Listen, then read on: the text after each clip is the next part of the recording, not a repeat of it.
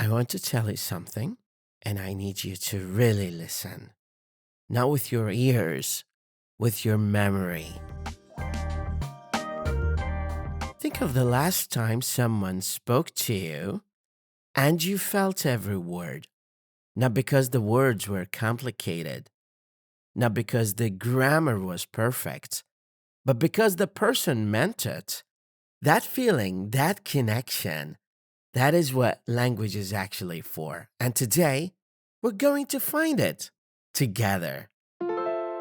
In the last episode, we discovered something extraordinary.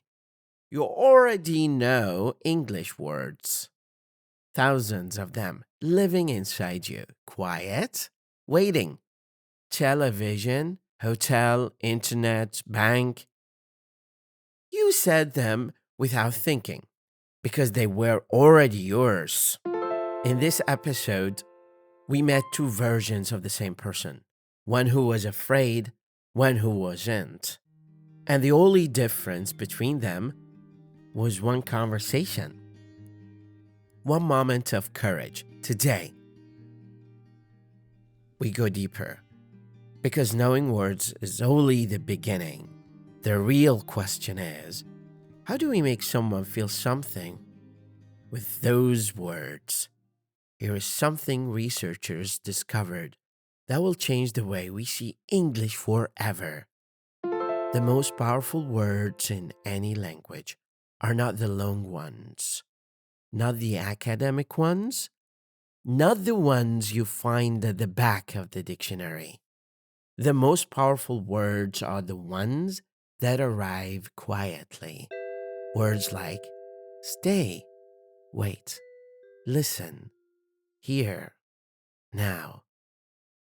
One syllable, no grammar needed, and yet, when spoken at the right moment, in the right tone, they stop time. They make the listener feel, see. That is the secret of English communication that no textbook will ever teach you. It is not about being correct.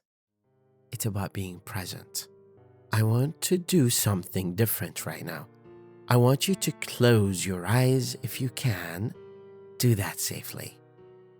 And I'm going to say some English phrases. Don't translate them. Don't analyze them. Just feel them. Take your time. I'm listening. You're doing better than you think. It's okay. Try again.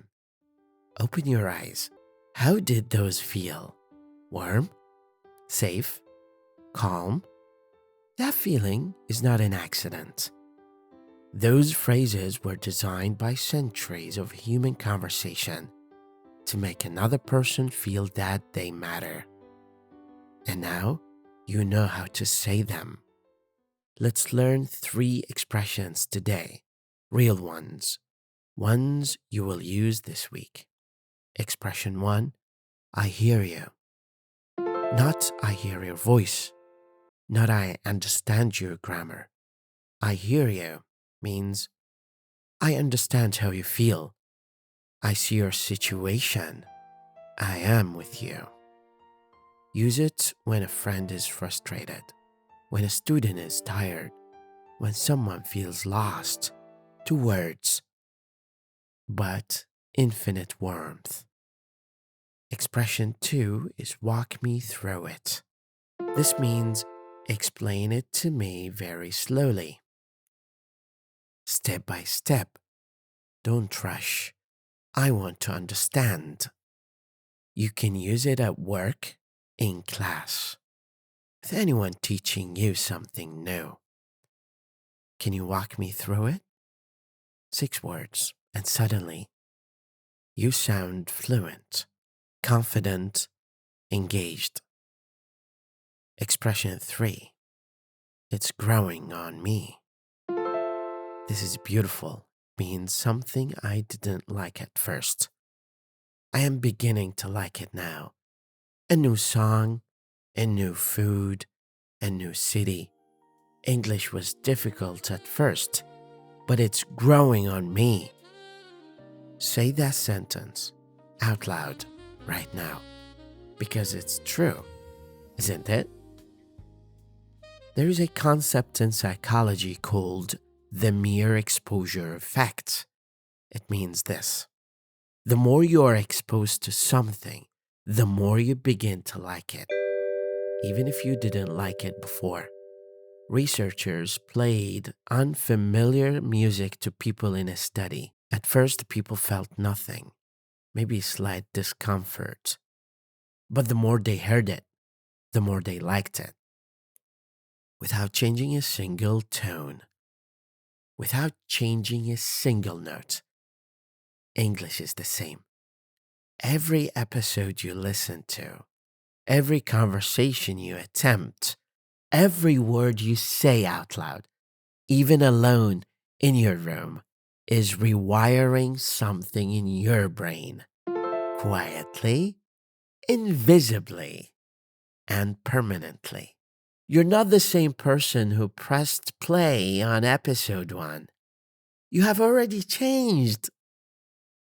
I want to ask you something personal, and I want you to answer it honestly, even if the answer is only in your head. When was the last time you surprised yourself? When was the last time you did something you did not think you could do?